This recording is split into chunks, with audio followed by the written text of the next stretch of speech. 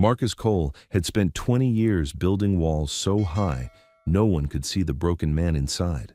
He was a millionaire who had everything money could buy, except the one thing that mattered, the ability to trust another human being.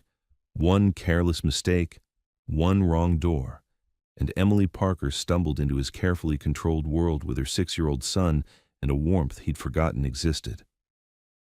What started as an embarrassing accident became the collision that would either destroy him completely or force him to face the trauma he'd been running from for 2 decades. But when Marcus finally opened his heart, he didn't realize that loving someone meant risking everything all over again. And this time, a little boy's heart was on the line too. Before I tell you what happened next, drop a comment and let me know what city you're watching from. I love hearing where my viewers are from around the world. Emily Parker stood in the hallway of her apartment building, bags cutting into her palms, keys somewhere in her purse, and her 6-year-old son tugging at her jacket. "Mama, I'm hungry." "I know, baby, just give me 1 second." She shifted the grocery bags to one arm and dug through her purse with her free hand. Phone, wallet, receipts she needed to throw away, no keys. "Mama, Liam, please, 1 second." Her shoulder ached, her feet hurt. She'd worked a double shift at the diner, picked Liam up from after-school care, and stopped at the grocery store on the way home. All she wanted was to get inside, heat up some pasta, and collapse on the couch. She found the keys at the bottom of her purse, tangled in a pair of earbuds. "Got them," she said, more to herself than to Liam. She walked to her door, or what she thought was her door, and slid the key into the lock. It turned easily. She pushed the door open with her hip and stepped inside.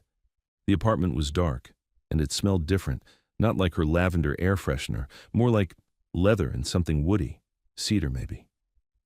She fumbled for the light switch, her heart starting to pound. The lights came on, and a man stood in the middle of the living room, staring at her. Emily froze. The man froze. Liam peeked around her leg. For a moment, nobody moved. Nobody spoke. The man was tall, well over 6 feet, with dark brown skin and short cropped hair. He wore a plain black t-shirt and gray sweatpants, like he'd been relaxing at home. His expression wasn't angry. It was careful, guarded, like he was trying to figure out if she was dangerous. Emily's brain finally caught up. "Oh my God," she breathed. "Oh my God, I'm so sorry." She took a step back, pulling Liam with her. The man didn't move. He just watched her. "I thought, this is 4B, right?" Her voice shook. "I live in 4B. "This is 4C, the man said quietly. Emily's face went hot. "I'm so sorry. I don't know how the keys worked and The locks are the same," the man said. His voice was low and even, like he was trying not to startle her. "It happens. I'm really sorry." Emily backed toward the door, nearly tripping over Liam. We're going. It's fine." But it wasn't fine. She'd just walked into a stranger's home. She'd brought her son into a stranger's home. What if this man had been dangerous? What if... "Are you okay?" the man asked. Emily blinked. "What?" "You look like you're about to pass out." She realized she was shaking. "I'm fine. I'm sorry. We're leaving." She grabbed Liam's hand and pulled him into the hallway. The grocery bag swung wildly, and something fell out, an apple rolling across the floor of the man's apartment. "Wait," the man said, but Emily didn't wait. She hurried down the hall to the correct door, 4B, not 4C, and jammed her key into the lock. It took 3 tries before it turned. She shoved the door open, pulled Liam inside, and slammed it shut behind them. Her heart hammered in her chest. "Mama?" Liam looked up at her with wide eyes. "Are you okay?" Emily set the grocery bags on the floor and leaned against the door. "Yeah, baby, I'm okay. Mama just made a silly mistake." That man seemed nice. "Maybe, but we don't know him, so we don't go into his apartment, okay?" Liam nodded. Emily pressed her hands to her face and tried to breathe. She'd lived in this building for 3 years and had never made that mistake before. But she'd been so tired, so distracted, and the doors all looked the same. She groaned. She'd left an apple on his floor, and she'd barged into his home like some kind of crazy person. Great, just great. Marcus Cole stood in his living room, staring at the door the woman had just fled through. An apple sat on his floor. He picked it up slowly, turning it over in his hands. She'd been terrified. He'd seen it in her eyes, the way they'd gone wide, the way her whole body had tensed. She'd thought he was going to hurt her. He set the apple on the kitchen counter and rubbed his face. It had been a long time since someone had looked at him like that, like he was a threat. He wasn't angry. He understood. A strange man in a dark apartment. Of course she'd been scared, but it still stung. Marcus walked to the window and looked out at the city lights. His apartment was on the 4th floor of a modest building in a decent neighborhood. He'd bought the whole floor years ago, both 4C and 4D, and converted them into one large space. But he'd kept the 4C door as his main entrance because it felt normal, less obvious. He didn't like people knowing he had money. The woman, Emily, he thought her name was, based on the mail he sometimes saw in the lobby, lived in 4B with her son. He'd seen them a few times in passing. She always smiled and said hello. The kid was polite, quiet. Marcus had never said much back. He wasn't good with people. He turned away from the window and walked to his bedroom. The king-sized bed sat in the center of the room, perfectly made. He hadn't touched it in years. He slept on the couch most nights, falling asleep to whatever was on TV. He didn't like bedrooms. Too many memories. Marcus sat on the edge of the couch and stared at the ceiling. He thought about the woman's face, flushed, embarrassed, scared. He thought about the little boy peeking around her leg, curious but cautious. He wondered if she'd tell people about him.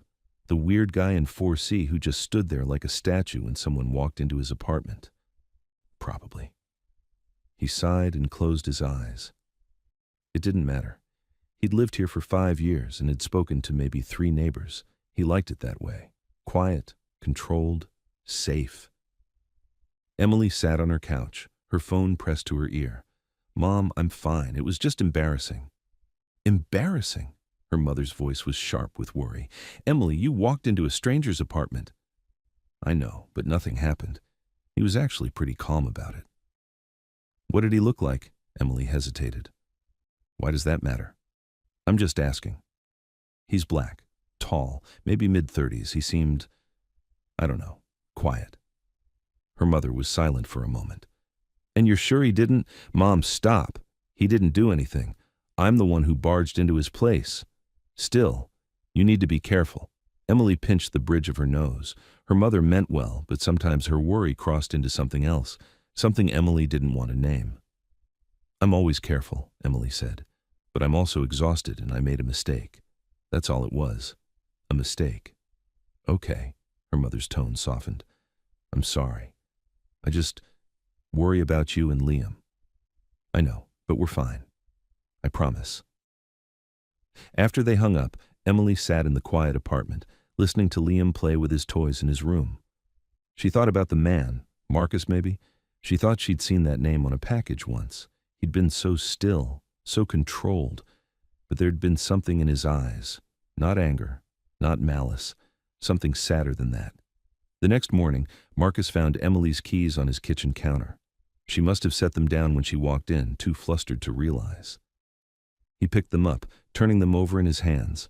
A small keychain dangled from the ring, a little wooden heart with the letter L carved into it, probably for her son. Marcus stood in his kitchen, debating. He could leave the keys in the lobby with a note. That would be easiest. But that felt cold. She'd been mortified last night. The least he could do was return them properly. He slipped the keys into his pocket and walked out of his apartment. He stood in front of 4B for a long moment, his hand raised to knock. Then he lowered it. What was he supposed to say? "Hi, you left your keys when you broke into my apartment?" He raised his hand again and knocked. Footsteps on the other side. A pause. Then the door opened a crack, the chain still attached. Emily's face appeared in the Iuwa gap. Her eyes widened. "Oh, hi." "Hi." Marcus held up the keys. "You left these." Emily stared at the keys, then at him, then back at the keys. "Oh my God, I didn't even realize." She closed the door to unhook the chain, then opened it fully. She was wearing jeans and a sweater, her hair pulled back in a ponytail.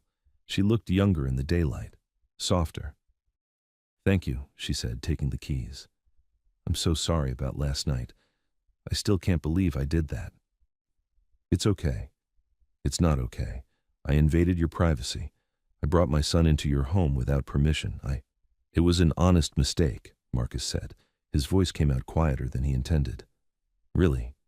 It's fine. Emily looked at him for a long moment, her expression uncertain. Are you sure? I'm sure. She relaxed slightly. Well, thank you. For not calling the police or anything. Marcus almost smiled. I wouldn't have done that. Still, I appreciate it. They stood there, neither of them moving. Would you like some coffee? Emily asked suddenly. I just made a pot, and it's the least I can do after everything. Marcus opened his mouth to say no. He always said no. But something about the way she looked at him, open, genuine, without pity or fear, made him pause. Okay, he heard himself say. Emily blinked like she hadn't expected him to agree. Okay, great. Come in. She stepped back, holding the door open. Marcus walked into her apartment. It was smaller than his, but warmer, brighter. Pictures covered the walls, mostly of her son, but a few of Emily with an older woman who must have been her mother. The furniture was mismatched but clean. A basket of toys sat in the corner. It felt like a home. Sit wherever, Emily said, gesturing to the couch. I'll grab the coffee. Marcus sat carefully, his hands on his knees. He heard her moving around in the kitchen, the clink of mugs, the sound of liquid being poured. A small boy appeared in the hallway, watching him. The same boy from last night. Hi, the boy said. Hi, Marcus said. Are you the man from yesterday? I am. Mama said we went into your house by accident. That's right. The boy tilted his head. Why didn't you get mad? Marcus considered the question. Because it was an accident. People make mistakes. That's what Mama says too, Emily returned with 2 mugs of coffee. Liam, what did I tell you about bothering people? I'm not bothering him, Liam said. We're just talking. Emily handed Marcus a mug, then gave her son a look. Go play in your room for a few minutes, okay? Liam sighed dramatically but obeyed, disappearing down the hall. Emily sat in the chair across from Marcus. Sorry. He's curious about everything. It's fine. Marcus wrapped his hands around the mug, letting the warmth seep into his palms. He seems like a good kid. He is. Emily smiled, and it changed her whole face. He's the best thing I've ever done. Marcus took a sip of coffee. It was strong, slightly bitter. Perfect. So, Emily said, I don't think we've ever actually introduced ourselves. I'm Emily. Marcus. Nice to officially meet you, Marcus. You too. They sat in silence for a moment, but it wasn't uncomfortable. Just quiet.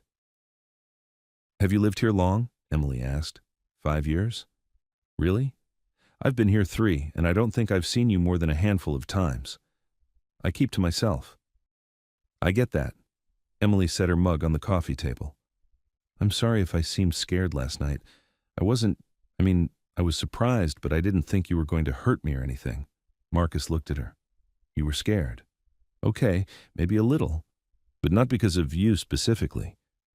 Just the situation. Marcus nodded slowly.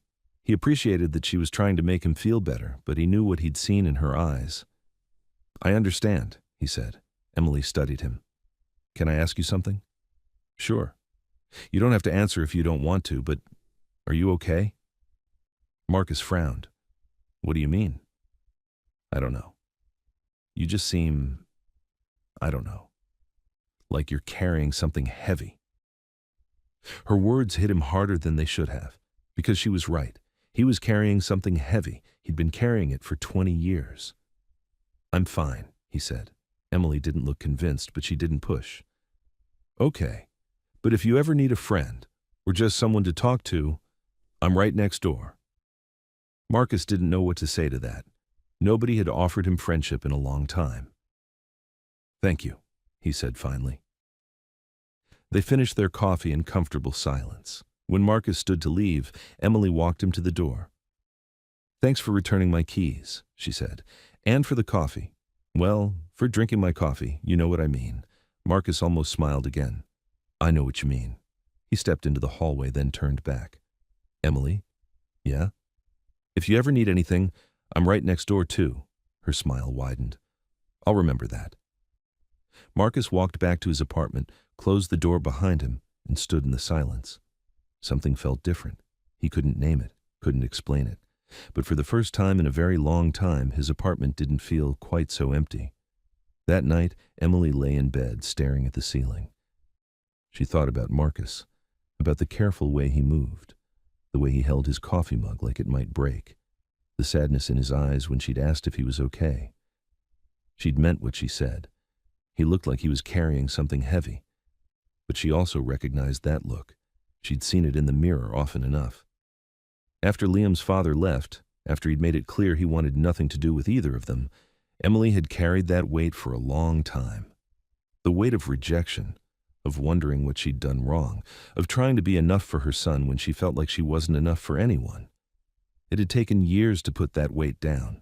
Maybe Marcus was carrying something similar. Maybe he just needed someone to remind him he didn't have to carry it alone. Emily rolled onto her side and closed her eyes. She had no idea why she'd invited him in for coffee. She didn't usually do things like that, invite strange men into her apartment, especially with Liam around. But Marcus hadn't felt like a stranger. He'd felt like someone who understood what it meant to be lonely. And maybe, just maybe, that was enough. Marcus stood in his cousin's office pretending to care about quarterly reports. Daniel looked up from his computer. "You're not listening to anything I'm saying." "I'm listening." "What did I just say?" Marcus shifted his weight. "Something about revenue." Daniel leaned back in his chair, studying him. "All right, what's going on?" "Nothing's going on. You've been standing there for 10 minutes staring at my wall. That's not nothing." Marcus walked to the window. From the 20th floor, the city looked small, manageable. He wished his life felt that way. "I met my neighbor," he said. Daniel waited. "She walked into my apartment by accident, with her kid." "Okay. We had coffee this morning." Daniel sat up straighter. "You had coffee with someone?" "It was just coffee." "Marcus, you don't do coffee. You don't do neighbors. You don't do people." Daniel stood and crossed his arms. "Who is she?" "Her name's Emily. She lives next door. It's not a big deal." "It's a huge deal." Daniel's voice softened. "Man, when was the last time you sat down with someone who wasn't me or Clara?" Marcus didn't answer, because he knew the answer, and it made him feel pathetic. "She seems nice," Marcus said finally. "Normal. Normal's good. I don't know if I should see her again." Daniel walked over and stood beside him at the window. They'd been more like brothers than cousins growing up. Daniel was the only person who knew everything, about the past, about why Marcus lived the way he did. "Why wouldn't you see her again?" Daniel asked. "Because I'm not normal. Because I don't know how to do this. Because you're scared." Marcus's jaw tightened. "I'm not scared." "Then what are you?" Marcus didn't have an answer for that either. "Look," Daniel said, "I'm not saying you need to marry this woman, but having a friend, that's not a bad thing. You've been alone for too long." "I'm fine alone." "No, you're not." Daniel's voice was firm but kind. "You're surviving alone. That's different from being fine." Marcus looked down at the street below. Tiny cars, tiny people, everyone moving, going somewhere, living their lives. He'd stopped moving 20 years ago. He just hadn't realized it until Emily knocked on his door with his keys in her hand. Emily wiped down the counter at the diner, her feet aching. The lunch rush had been brutal. 3 hours of non-stop orders, crying babies, and a guy who'd sent his eggs back twice because they weren't scrambled enough. Her coworker Jenna bumped her hip. "You okay? You've been quiet today?" "Just tired." "You're always tired. But today you look, I don't know, distracted." Emily threw the rag in the sink. "I met my neighbor." "The hot one you mentioned?" Emily felt her face heat. "I never said he was hot. You said he was tall, well-built, and had a nice voice. That's code for hot."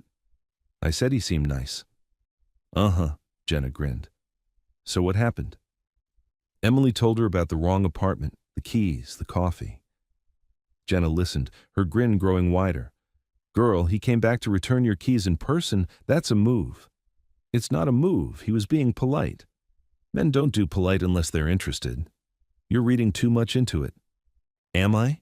Jenna leaned against the counter. "When was the last time you talked to a man who wasn't a customer or your ex?" Emily opened her mouth, then closed it. Jenna's expression softened. I'm not saying you need to jump into anything, but maybe it's okay to have a friend who happens to be a guy. Maybe that's allowed. I have Liam to think about. I know. And you're a great mom. But you're also a person who deserves to have a life outside of work and being a mom. Emily knew Jenna was right, but knowing something and feeling ready for it were two different things. I'll think about it, Emily said. That's all I'm asking. Jenna grabbed her apron. Now come on, table 6 needs refills, and table 8 looks like they're about to start a food fight. Emily laughed and got back to work, but she thought about Marcus for the rest of her shift. That evening, Marcus stood outside Emily's door for the second time in 2 days. This was stupid. He should turn around, go back to his apartment, forget the whole thing. But then he thought about what Daniel had said. You're surviving alone. That's different from being fine. He knocked before he could change his mind. Emily answered, wearing sweatpants and an old college t-shirt. Her hair was down, falling past her shoulders. She looked surprised but not unhappy to see him. Hey, she said, hey. Marcus's hands felt awkward. He shoved them in his pockets. I was wondering if you and Liam wanted to take a walk. There's a park a few blocks over. It's still light out. Emily blinked. A walk? Yeah. I mean, if you're busy, that's fine. I just thought, no, that sounds nice. She smiled. Let me grab Liam in our jackets. 10 minutes later, they were walking down the sidewalk. Liam ran ahead, stopping every few feet to examine a leaf or a rock or a crack in the pavement. He loves being outside, Emily said. I try to take him to the park at least once a week, but with work it's hard. What do you do? I'm a waitress at Joe's Diner. It's not glamorous, but it pays the bills. Marcus nodded. He wanted to ask more, where Liam's father was, how she managed working and raising a kid alone. But those felt like questions you asked someone you knew better. What about you? Emily asked. What do you do? I'm in business, Marcus said carefully. Investments, mostly. That sounds impressive. It's boring, Emily laughed. I doubt that. They reached the park. Liam ran straight for the swings and Emily followed, pushing him gently while he kicked his legs and laughed. Marcus stood to the side, watching. He'd never thought much about kids, never planned to have them, but seeing Liam's pure joy, hearing Emily's laughter as she pushed him higher, it made something in his chest ache. Want to try? Emily called over. Marcus shook his head. I'm good, but Emily waved him over anyway. Come on, he won't bite. Marcus walked over slowly. Emily stepped aside and he took her place behind the swing. Just push gently, she said. Not too high. Marcus placed his hands on the swing and pushed. Liam shrieked with delight. Higher! Not too high, Emily warned, but she was smiling. Marcus pushed again and again, falling into a rhythm. Liam's laughter filled the air, bright and unguarded. And for a moment, just a moment, Marcus felt something close to happiness. Later, after they'd walked back to the building and said goodnight, Marcus sat on his couch in the dark. His apartment felt emptier than usual. He thought about Emily's laugh, Liam's joy on the swings, the way Emily had looked at him, not with pity or suspicion, but with something warmer, like she saw him as a person, not a problem. His phone buzzed, a text from Daniel. How'd it go? Marcus stared at the screen for a long time before typing back. I don't know. 3 dots appeared, then disappeared, then appeared again. That's progress. Marcus set his phone down and closed his eyes. Maybe Daniel was right. Maybe not knowing was better than knowing for certain that he couldn't do this. Over the next week, Marcus saw Emily 3 more times. Once in the hallway, both of them carrying groceries. They'd helped each other with their bags and talked about nothing important. Once in the lobby, where Liam had shown him a drawing he'd made at school, a house with a crooked door and 3 stick figures. And once at the park again, where they'd sat on a bench while Liam played with other kids. That time, they'd talked more. About small things, mostly. Favorite foods, worst jobs they'd ever had, movies they'd seen too many times. Emily had asked about his family and Marcus had kept it vague. Parents gone, just his cousin now. She hadn't pushed. But near the end, as the sun started to set and turn the sky orange and pink, Emily had said something that stayed with him. You know, you're easier to talk to than I expected. Marcus had looked at her. What does that mean? I don't know. You seemed so closed off at first, but you're not really. You're just careful. Careful, Marcus repeated. Yeah, like you're protecting something. She'd said it gently, without judgment, and Marcus had realized she understood more than he'd given her credit for. I am, he'd admitted. Protecting something? Emily had nodded. That's okay. As long as you know you don't have to protect yourself from everyone. They'd sat in silence after that, watching Liam play until the streetlights came on. Emily knocked on Marcus's door on a Saturday afternoon. He answered in jeans and a gray sweater, looking surprised to see her. Hey, she said, I need a favor. Okay. My mom's coming over for dinner and I'm making lasagna, but I realized I don't have enough cheese and I really don't want to drag Liam to the store again. Do you have any mozzarella I could borrow? Marcus disappeared into his apartment and returned a moment later with an unopened bag of mozzarella. Keep it, he said. Are you sure? I don't cook much anyway. Emily took the cheese, then hesitated. Do you want to come to dinner? Marcus's expression shifted. I don't want to intrude. You're not intruding. I'm inviting you. She paused. Unless you don't want to, that's fine too. Marcus looked down at his hands. Your mother's coming. Yeah? She might not want a stranger at dinner. You're not a stranger. You're my neighbor. And my friend. Friend. The word landed softly between them. Marcus hadn't had a friend in a long time. Okay, he said. What time? 6. And don't dress up or anything. It's just lasagna. Marcus showed up at 5:55, holding a bottle of wine he'd found in the back of his cabinet. Emily let him in, her face flushed from cooking. The apartment smelled incredible. Garlic, tomato sauce, melted cheese. You're early, she said, taking the wine. I like that. Liam ran up and hugged Marcus's leg. Marcus froze. He hadn't been hugged in. He couldn't remember how long. Slowly, carefully, he placed a hand on top of Liam's head. Hey, buddy, he said quietly. Mama said you're eating with us. I am. Good. Mama makes the best lasagna. Emily's mother arrived 10 minutes later. Ruth Parker was a short woman with graying hair and sharp eyes. She looked Marcus up and down when Emily introduced them, her expression neutral. Nice to meet you, Ruth said, shaking his hand briefly. You too, ma'am. They sat down to eat. The lasagna was as good as Liam had promised. The conversation was polite but careful. Ruth asked Marcus what he did for a living, where he was from, how long he'd lived in the building. Marcus answered truthfully but vaguely.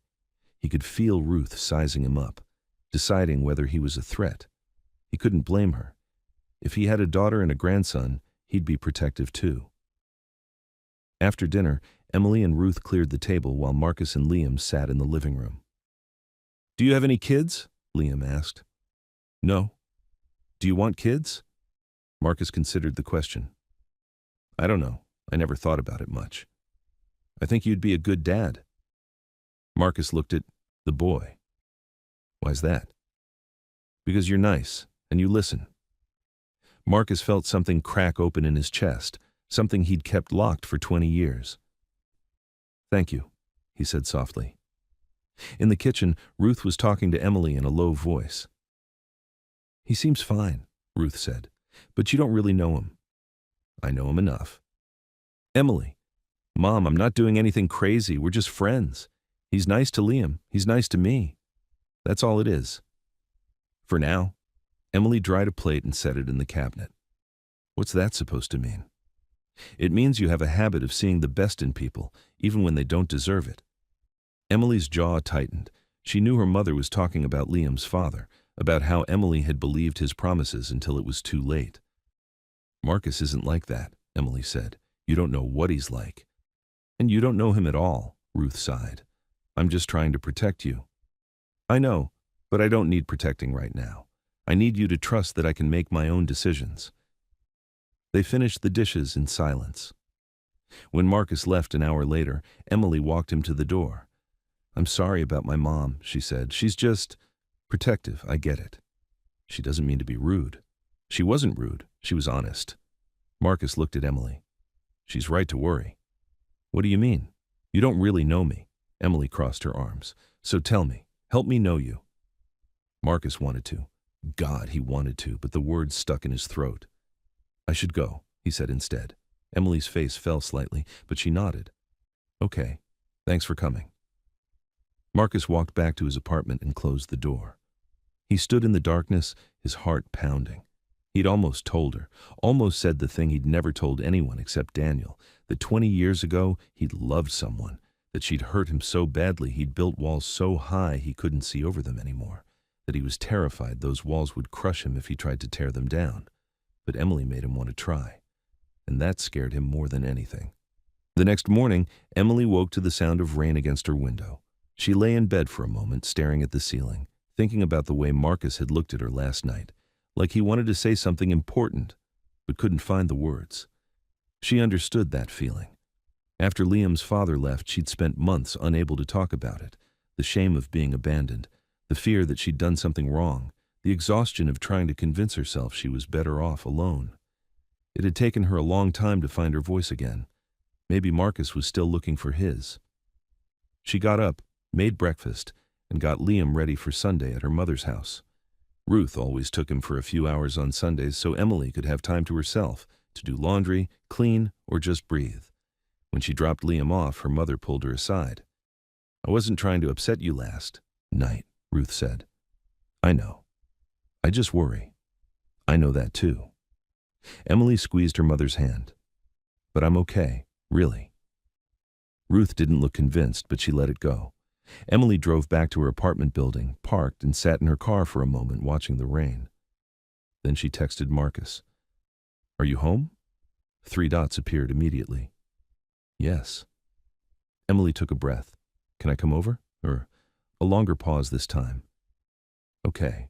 Marcus opened the door before she could knock. He looked tired, like he hadn't slept. "Come in," he said quietly. Emily stepped inside. His apartment was immaculate, not in a lived-in way, but in a way that suggested nothing ever got moved or touched. The couch looked brand new.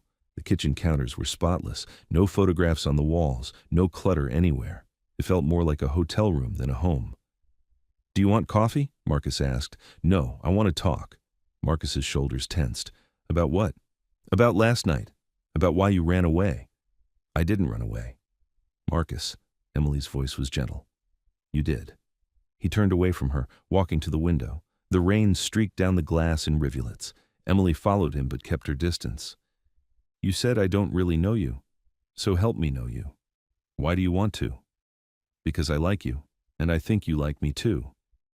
But something's holding you back, and I don't understand what it is." Marcus was quiet for a long time. When he finally spoke, his voice was barely above a whisper. 20 years ago, I was engaged." Emily's breath caught, but she didn't interrupt. "Her name was Simone. We met in college. She was everything. Smart, beautiful, ambitious. I thought we were going to build a life together." Marcus's hands gripped the windowsill. "But she was seeing someone else for months, and when I found out, she told me it was my fault, that I wasn't enough, that I'd never be enough." Emily's heart broke for him. "She didn't just leave," Marcus continued. "She made sure everyone knew why, told our friends, told my family, made me feel like I was defective, like something was wrong with me." "Marcus, I haven't touched a woman since then." His voice cracked. "Haven't been on a date, haven't even tried. Because every time I think about it, I remember how it felt to give someone everything and have them throw it back in my face." Emily moved closer, stopping just beside him. "That's not your fault," she said firmly. "What she did, that's on her, not you. Logically, I know that. But knowing it and believing it are different things." "I understand." Marcus finally looked at her. His eyes were red-rimmed, exhausted. "You asked me why I'm careful," he said. "This is why. Because I don't know if I can survive that kind of hurt again." Emily reached out slowly, giving him time to pull away. When he didn't, she took his hand. His fingers were cold, shaking slightly. "I'm not her," Emily said. "I'm not going to hurt you like that. You can't promise that." "No, but I can promise I'll try not to, and I can promise that if I do hurt you, it won't be on purpose." Marcus looked down at their joined hands. "I don't know how to do this." "Do what?" "This, being close to someone, letting someone in. Then we'll figure it out together." Emily squeezed his hand gently. "One step at a time. No pressure, no expectations, just trying." Marcus's throat worked as he swallowed hard. What if I mess it up? Then we'll deal with it. What if I mess it up? Then we'll deal with that too, Emily smiled softly. See, we're already figuring it out. For the first time since she'd arrived, Marcus's expression softened. You make it sound easy, he said. It's not easy. But maybe it doesn't have to be as hard as you think. They stood there for a moment, hands clasped, rain falling outside. Then Marcus said something that surprised her. I'm rich. Emily blinked. What? I should tell you, before this goes any further, I'm not just comfortable, I'm very wealthy. Okay. I made some good investments early on, built a company, sold it, made more investments. He looked uncomfortable. I don't live like it because I don't want people to treat me differently.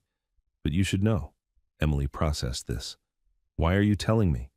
Because I don't want you to find out later and think I was hiding it, and because, he hesitated, because money didn't fix what was broken in me. I thought it would, but it didn't.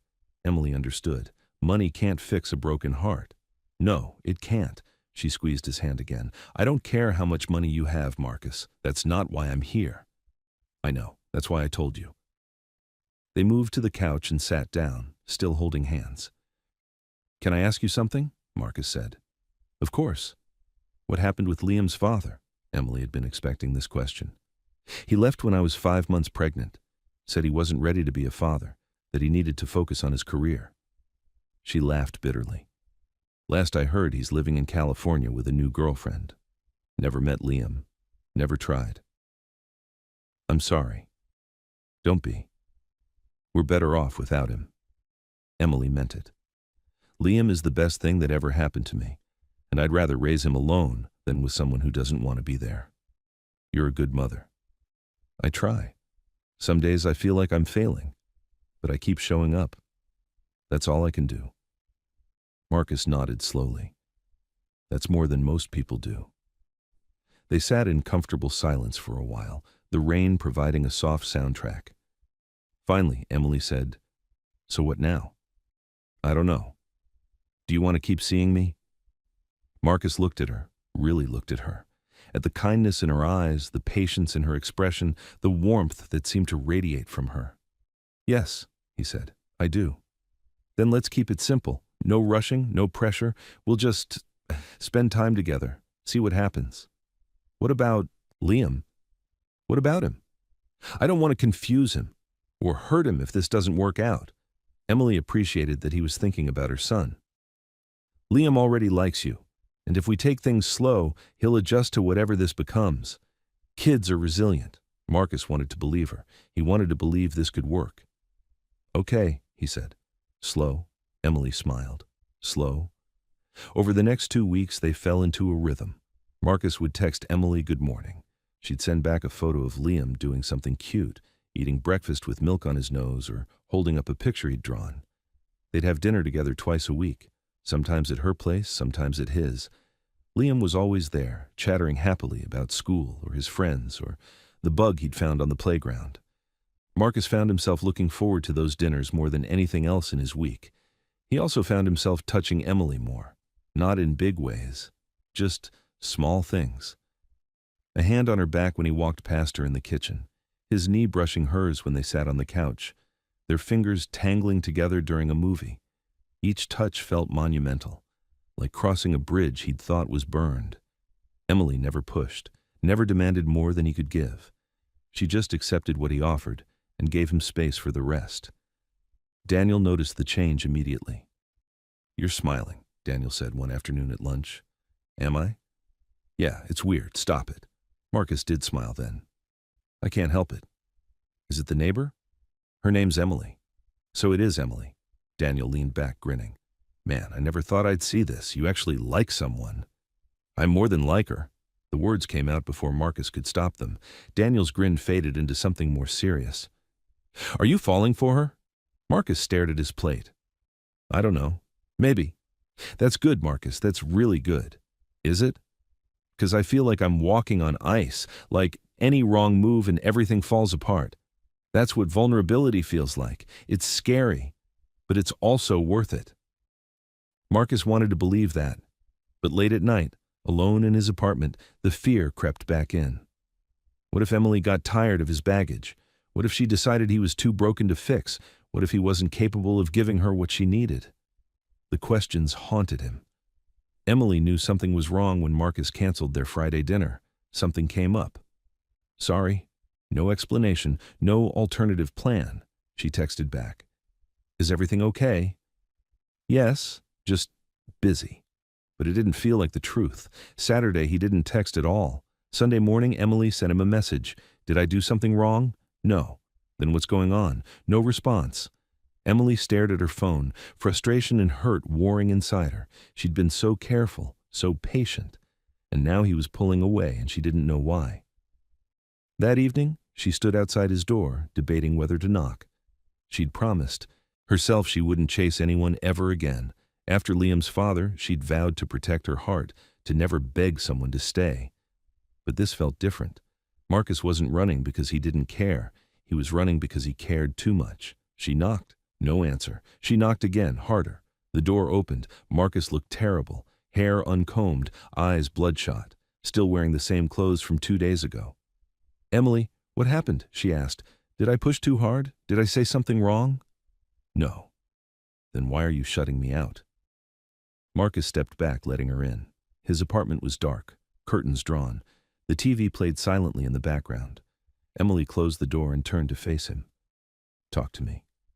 I'm scared, Marcus said hoarsely. Of what? Of this. Of you. Of how much I... He stopped, pressing his hands to his face. I'm terrified, Emily. Every time I'm with you, I feel happy. And then I come home and I panic because what if it doesn't last? What if you realize I'm not worth the effort? Emily's heart broke. Marcus, I know it's not rational. I know I'm sabotaging this, but I don't know how to stop. Emily walked over and gently pulled his hands away from his face. Look at me. He did. You are worth the effort, she said firmly. You are worth patience and kindness and love. And I'm not going anywhere just because you're scared. You should. Well, I'm not, Emily's voice softened. But I need you to meet me halfway. I need you to let me in even when it's hard. Especially when it's hard. Marcus's eyes filled with tears. I don't know if I can. Yes, you can. You've already been doing it. You're just scared because it's working. A tear slipped down his cheek. Emily reached up and wiped it away with her thumb. I'm scared too, she admitted, every day. I'm scared you'll wake up and decide Liam and I are too much, that we're too messy, too complicated. But I keep showing up anyway, because I think this, you and me, might be worth the risk. Marcus closed his eyes, leaning into her touch. I'm sorry, he whispered. Don't be sorry, just don't run away again. Talk to me instead. Okay. Promise? I promise. Emily pulled him into a hug. For a moment, Marcus stood frozen. Then, slowly, his arms came up and wrapped around her. He held her like she was the only thing keeping him anchored to the earth. And maybe she was. They stood like that for a long time in the dark apartment while the TV flickered silently and the world moved on without them. When they finally pulled apart, Marcus looked exhausted but lighter. Come have dinner with us, Emily said. Liam's been asking about you. I look terrible. So take a shower and change. I'll wait. Marcus almost argued, but then he nodded. 20 minutes later, they walked back to Emily's apartment together. Liam's face lit up when he saw Marcus. You came. I did. Mama made spaghetti. Your favorite, right? Marcus looked at Emily. She shrugged, smiling. You mentioned it once. Something in Marcus's chest loosened. She'd been paying attention. She'd been listening. She cared. Over dinner, Liam told them about a field trip to the zoo. Emily laughed at his dramatic retelling of a monkey who'd stolen someone's hat. Marcus found himself laughing too, really laughing, not just polite chuckling. After dinner, Liam fell asleep on the couch during a movie. Emily covered him with a blanket, then sat back down next to Marcus. Thank you, Marcus said quietly. For what? For not giving up on me. Emily took his hand. I'm not going to give up on you, but you have to stop giving up on yourself. Marcus nodded. I'll try. That's all I'm asking.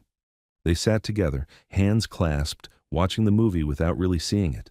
And for the first time in 20 years, Marcus felt like maybe, just maybe, he could let himself be happy, even if it scared him, especially because it scared him, because that meant it mattered, and Emily mattered, more than he'd ever expected. 3 weeks later, Marcus stood in Emily's kitchen helping her make breakfast. It was a Saturday morning, and Liam was still asleep. The apartment was quiet except for the sizzle of eggs in the pan and the soft sound of Emily humming. Marcus couldn't remember the last time he'd felt this peaceful. "You're getting good at this," Emily said, nodding toward the eggs. "I'm following instructions." "Still counts." She bumped his shoulder with hers. "Next week I'm teaching you pancakes." Marcus smiled. "I'll probably burn them." "Then we'll eat burned pancakes. It's fine." It was fine. That was the thing Marcus was slowly learning. Not everything had to be perfect. Not every moment had to be controlled. Sometimes things could just be fine. Emily poured 2 cups of coffee and handed him one. Their fingers brushed, and Marcus felt that familiar warmth spread through his chest. He was getting used to touching her now, small touches mostly, but each one felt less terrifying than the last. "Can I ask you something?" Emily said. "Sure." "What changed? 3 weeks ago you were shutting down. Now you're making eggs in my kitchen at 8 in the morning. Marcus set down his coffee cup. "I realized something." "What?" "That being scared was making me miserable, and being with you, even when it's scary, makes me happy." He looked at her. "I'd rather be scared and happy than safe and alone." Emily's eyes softened. "That might be the bravest thing I've ever heard." "It doesn't feel brave. That's what makes it brave." They stood there for a moment, just looking at each other. Then Emily reached up and touched his face, just a gentle hand on his cheek. Marcus leaned into the touch, his eyes closing. "Is this okay?" Emily asked softly. "Yes? Can I kiss you?" Marcus's eyes opened. His heart hammered in his chest. He'd known this moment was coming. Had thought about it constantly. Had imagined it 100 different ways. But now that it was here, fear tried to claw its way back in. What if he did it wrong? What if he'd forgotten how? What if... "Marcus?" Emily's voice was patient, kind. "We don't have to. I want to," he said quickly. "I'm just nervous, terrified." Emily smiled. "Me too." "You're not terrified. You're calm." "I'm really not. My heart's racing. But I want this. Do you?" Marcus looked at her, at the woman who'd walked into his apartment by mistake and somehow walked into his life on purpose, at the woman who'd been patient when he pulled away, honest when he needed truth, and gentle when he felt broken. "Yes," he said. "I want this." Emily stepped closer, giving him every chance to change his mind. He didn't. She reached up on her toes, moving slowly, her eyes never leaving his. And then her lips touched his, soft, warm, careful. Marcus froze for half a second. Then, something in him unlocked. His hands came up to her waist, holding her carefully, like she might disappear if he gripped too tight. The kiss was gentle, tentative, nothing like the passionate kisses in movies, but it was perfect. When they pulled apart, Marcus was shaking. "You okay?" Emily asked. "I don't know." He laughed, breathless. "I think so." "That was nice." "Yeah." Marcus rested his forehead against hers. "Really nice." They stood like that, breathing together until the smell of burning eggs broke the moment. Emily yelped and rushed to the stove, pulling the pan off the heat. The eggs were ruined. They looked at each other and burst out laughing. "So much for breakfast," Emily said. "We'll order something. Or we could make toast." "Toast sounds good." They made toast, and when Liam woke up 20 minutes later, he found them sitting at the table, eating burned toast with too much butter, smiling like they'd won the lottery. "Why are you so happy?" Liam asked, climbing into Emily's lap.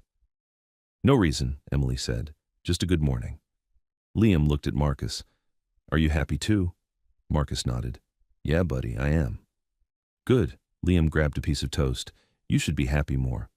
"I'm working on it." That afternoon, Marcus invited Emily and Liam to his apartment. "There's something I want to show you," he said. When they arrived, Marcus led them through his main living space to a door Emily had never noticed before. "I own the apartment next door too," Marcus explained. 4D. I converted it years ago, but I don't use it much." He opened the door. Inside was a completely different space. Where his main apartment was stark and minimal, this one had warmth. A large sectional couch, bookshelves filled with novels, a big TV, a gaming console, windows that let in natural light. "This is amazing," Emily said. "Why don't you use it?" Marcus looked uncomfortable. "I bought it thinking I'd turn it into a family space, but then life happened, and I just locked the door and pretended it wasn't here." "Can I play the games?" Liam asked, eyes wide. "Sure." Marcus showed him how to turn on the console, and Liam settled happily on the couch with a racing game. Emily walked around the room, taking it in. "This is what you wanted." "What do you mean?" "A family. A life. You built the space for it. You just didn't think you'd ever get to use it." Marcus hadn't thought about it that way, but she was right. "Maybe I gave up too soon," he said quietly. Emily walked over and took his hand. "Or maybe you were just waiting for the right people." Marcus looked at her, then at Liam, completely absorbed in his game, tongue sticking out in concentration. "Maybe," he agreed. They spent the rest of the afternoon in that room. Liam played games. Emily found a book she'd been wanting to read and curled up on the couch. Marcus sat beside her, not reading, just watching them both. This was what happiness felt like. He'd almost forgotten. That evening, after Emily and Liam went home, Marcus called Daniel. "I kissed her," Marcus said. "What? When?" "This morning." And it was good. Really good. I didn't panic. I didn't run away. I just kissed her." Daniel was quiet for a moment. "I'm proud of you, man. Don't get weird about it. I'm being serious. I know how hard this has been for you, and you're doing it. You're actually letting yourself be happy." Marcus sat down on his couch, the couch he'd slept on for years because his bedroom held too many memories. "I want to tell her I love her," Marcus said. "Do you?" "I think so. Maybe. I don't know if I know what love feels like anymore." "What do you feel when you're with her?" Marcus thought about it. "Safe, like I can be myself. Like she sees all the broken parts and doesn't care. That sounds like love to me." "What if I'm wrong? What if I tell her and it scares her away? What if you don't tell her and you regret it?" Marcus didn't have an answer for that. "Look," Daniel said, "you've spent 20 years protecting yourself, and you know what that got you? 20 years alone. Maybe it's time to take the risk." After they hung up, Marcus sat in the silence of his apartment. Daniel was right. He'd been safe for 20 years, and he'd been miserable. Emily made him want to be brave. 2 days later, Emily's mother showed up at her apartment unannounced.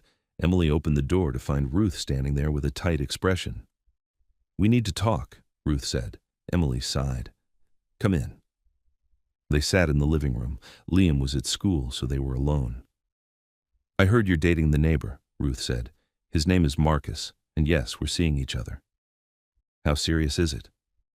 "I don't know yet. We're taking things slow." "Emily, I'm worried about you." "I know you are, but I'm fine." "Are you?" Ruth leaned forward. "Because from where I'm sitting, you're rushing into something with a man you barely know." "I'm not rushing, and I do know him." "You know what he's told you. But what do you really know? About his past, his family, his life?" Emily's jaw tightened. "I know he's kind. I know he's good with Liam. I know he makes me happy." "Your happiness isn't the only thing that matters. You have a son to think about." "I think about Liam every single day. Every decision I make is with him in mind." "Then why are you bringing a stranger into his life?" "Marcus isn't a stranger anymore. He's—" Emily stopped herself. "He's what?" Emily took a breath. "He's someone I care about, someone I could see a future with." Ruth's expression hardened. "You said the same thing about Liam's father." The words landed like a slap. Emily stood up. "That's not fair. I'm trying to protect you." "No, you're trying to control me. There's a difference." Emily's voice shook. "I made a mistake with Liam's father. I know that. I've lived with that mistake every day, but I'm not going to spend the rest of my life afraid to trust anyone because of one bad choice. I just don't want to see you hurt again. I know. But you have to let me make my own decisions, even if they're mistakes." Ruth stood, gathering her purse. "I hope you're right about him." "So do I." After her mother left, Emily sat on the couch and cried. She knew Ruth meant well, knew her mother's fear came from love, but it still hurt. That evening, Marcus came over. He took one look at Emily's face and knew something was wrong. What happened? Emily told him about her mother's visit, about the doubts Ruth had planted. She's not wrong to worry, Marcus said carefully. Don't do that. Do what? Don't agree with her. Don't tell me this is a bad idea. Marcus sat beside her on the couch. I'm not saying it's a bad idea. I'm saying I understand why she's worried. You barely know me. I've got 20 years of baggage, and you have a son to protect. But I'm choosing you anyway, Emily said. Doesn't that count for something? It counts for everything. Marcus took her hand. But I need you to be sure. Because if we do this, really do this, I need to know you're all in. Are you all in? Marcus looked at her for a long moment. Then he said the words he'd been too scared to say. I'm falling in love with you. Emily's breath caught. I don't know if I know how to love someone properly anymore, Marcus continued. But whatever this feeling is, this thing that makes me want to be brave, that makes me want to try, I think it's love, and it terrifies me. But I don't want to run from it anymore. Tears streamed down Emily's face. I'm falling in love with you too. Marcus pulled her close, wrapping his arms around her. They sat like that for a long time, holding each other, both of them shaking with the weight of what they'd just admitted. What do we do now? Emily whispered. We keep showing up, Marcus said. We keep being honest. We keep choosing each other. Even when it's hard? Especially when it's hard. Emily pulled back just enough to look at him. I need you to promise me something. Anything. Promise me you won't run away again, that if you get scared, you'll talk to me instead of shutting down. I promise. And I promise I won't let other people's doubts make me doubt us. Marcus kissed her forehead. We can do this. Yeah, Emily said, we can. 3 months later, Marcus woke up in his bedroom for the first time in 20 years. Not the couch, the actual bed. Emily was beside him, still asleep, her hair spread across the pillow. They'd talked for weeks before taking this step, about what it meant, about boundaries and expectations, about the fact that Marcus hadn't been intimate with anyone in 2 decades. Last night had been gentle, careful, full of whispered reassurances and patient pauses. And it had been perfect, not because it was passionate or wild or anything like the movies, but because it was real, because it was them. Marcus watched Emily sleep, his heart so full it ached. He'd spent 20 years convinced he was broken beyond repair. But Emily had showed him something different, that healing wasn't about fixing what was broken, it was about finding someone who loved you anyway. Emily's eyes opened. She smiled when she saw him watching her. Hi, she said sleepily. Hi. You okay? Better than okay. She reached for his hand, lacing their fingers together. No regrets? None. Good. She kissed his knuckles. Because you're stuck with me now. Marcus smiled. I can live with that. They lay there for a while, comfortable in the silence. Then Emily said, Liam wants to know if you'll come to his school play next week. What's the play? The Wizard of Oz. He's a munchkin. Marcus laughed. I'll be there. He's also been asking why you don't live with us. Marcus's smile faded. What did you tell him? That grown-ups sometimes keep their own spaces even when they care about each other. Emily paused. But I've been thinking about it too. Yeah? Not right now. But maybe someday. If things keep going well. Marcus's heart raced. You'd want that? Me living with you and Liam. I'd want us to live together, all 3 of us, as a family. Family. The word Marcus had given up on 20 years ago. I'd want that too, he said quietly. Emily smiled and kissed him. Then let's keep working toward it, one day at a time. 6 months after Emily had walked through the wrong door, Marcus stood in his apartment, the space he'd kept separate for so long, and started packing. Not everything, just some things. Clothes to keep at Emily's place, toiletries, books Liam might like. Daniel helped him carry boxes down the hall. You sure about this? Daniel asked. I'm sure. It's a big step. I know. Marcus set down a box and looked at his cousin. But I don't want to keep one foot out the door anymore. I want to be all in. Daniel smiled. Then I'm happy for you, man. Really happy. They finished moving the boxes. When Marcus knocked on Emily's door, she opened it with Liam beside her. We're ready, Liam announced. Ready for what? Marcus asked. To make space for your stuff. Liam grabbed Marcus's hand and pulled him inside. Mama cleared out a whole closet for you, and we moved the dresser so there's room for your things, and I drew you a picture to hang on the wall. Marcus looked at Emily over Liam's head. She shrugged, smiling. He's been planning this all week. They spent the afternoon organizing Marcus's things. Liam helped enthusiastically, chattering nonstop about which drawer should hold what. That evening, after Liam went to bed, Marcus and Emily sat on the couch, exhausted but content. This is real now, Emily said. You're really here. I'm really here. Are you scared? A little, but the good kind of scared. Emily leaned against him. I never thought I'd do this again. Let someone into my life like this. Me neither. But I'm glad it's you. Marcus kissed the top of her head. Me too. They sat in comfortable silence, the TV playing softly in the background. And Marcus realized something. He wasn't just surviving anymore. He was living, really, truly living. A year after the wrong door, Emily stood in Marcus's apartment, 4C, looking at the space they were about to leave behind. They decided to move into a house together, something with a yard for Liam, space for all of them. You ready? Marcus asked, coming up behind her. Emily turned to face him. Do you remember the first time I saw this apartment? You mean when you broke in? She laughed. I didn't break in, I used a key. The wrong key. Still counts. Emily wrapped her arms around his waist. I was so embarrassed. I thought you'd be angry. I thought you'd be scared of me. I was, for about 10 seconds. Emily looked up at him. Then I saw your eyes, and I knew you weren't dangerous. Just lonely. I was lonely. I didn't even realize how lonely until you showed up. Best mistake I ever made? Marcus kissed her softly. Mine too. They locked up the apartment and walked down the hall to 4B, Emily's old place. Most of their things were already packed. The movers would come tomorrow.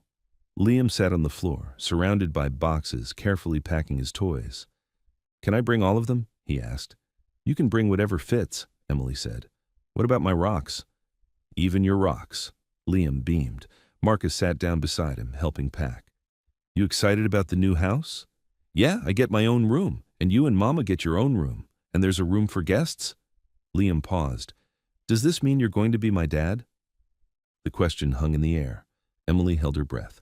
Marcus looked at the little boy who'd somehow become part of his heart. I can't replace your father, but if you want, I can be someone who loves you like a dad. Is that okay? Liam thought about it seriously. Then he nodded. That's okay. Good. Marcus ruffled his hair. Because I'm not going anywhere. Promise? Promise. That night, after Liam was asleep, Marcus found Emily standing at the window, looking out at the city. What are you thinking about? He asked. How different everything is now. A year ago I was exhausted, barely keeping my head above water, thinking I'd be alone forever. And now, she turned to him, now I have you. You have me, Marcus confirmed, for as long as you want me. What if I want you forever? Marcus pulled a small box from his pocket. Emily's eyes widened. I've been carrying this around for 2 weeks, Marcus said, opening the box to reveal a simple diamond ring. Trying to find the perfect moment. But then I realized, every moment with you is perfect. Emily's hands flew to her mouth. I know we're already moving in together. I know we're building a life. But I want to make it official. I want to marry you, Emily. I want to be Liam's stepdad. I want us to be a real family. Marcus's voice shook slightly. Will you marry me? Tears streamed down Emily's face. Yes. Yes, of course, yes. Marcus slipped the ring on her finger with shaking hands. Then he kissed her, long and deep and full of promise. When they pulled apart, Emily laughed through her tears. Ruth is going to have a heart attack. Your mom likes me now. She tolerates you. I'll take it. They stood together at the window, Emily's hand in Marcus's, the ring catching the light. Thank you, Marcus said quietly. For what? For walking through the wrong door. Emily smiled. It wasn't the wrong door. It was exactly the right one. I just didn't know it yet. 6 months later, on a sunny afternoon in May, Marcus and Emily got married in a small ceremony at the park where they'd taken their first walk. Liam was the ring bearer, taking his job very seriously. Daniel was the best man. Ruth cried through the entire ceremony. Happy tears, she insisted later. And when the officiant said, "You may kiss the bride," Marcus pulled Emily close and kissed her like she was the answer to every question he'd ever asked. Because she was.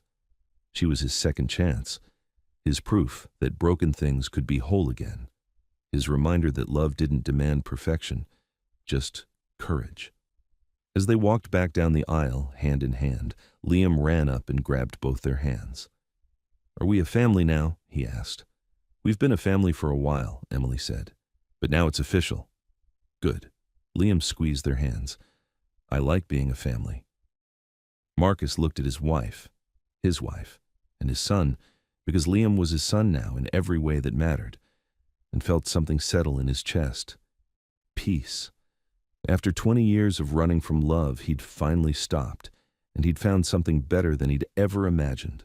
Not a perfect life, but a real one, full of laughter and arguments and burned toast and homework and movie nights and all the messy, beautiful, ordinary moments that made a family.